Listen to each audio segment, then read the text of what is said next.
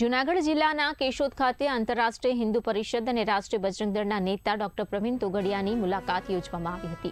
આ પ્રસંગે તેમનું ઉષ્માભેર સ્વાગત અને સન્માન કરવામાં આવ્યું। કાર્યક્રમમાં મોટી સંખ્યામાં લોકો ઉપસ્થિત રહ્યા હતા।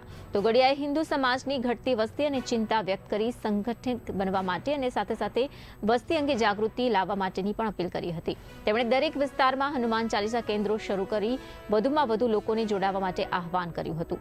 આવા કેન્દ્રોના માધ્યમથી જરૂરિયાતમંદોને આરોગ્ય સહિતની વિવિધ સેવાઓમાં મદદ કરવાની પણ વાત જણાવી।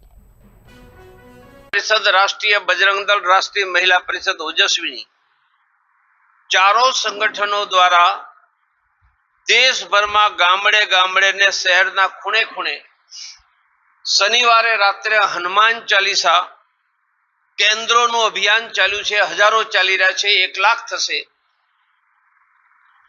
અને આ હનુમાન ચાલીસા કરોડો હિન્દુઓની સેવા। માની હિન્દુસ્તાનમાં એક પણ હિન્દુ મદદ વગર નહીં રહે। અમારી પાસે હિન્દુ 108 એનું નામ હિન્દુ હેલ્પલાઇન।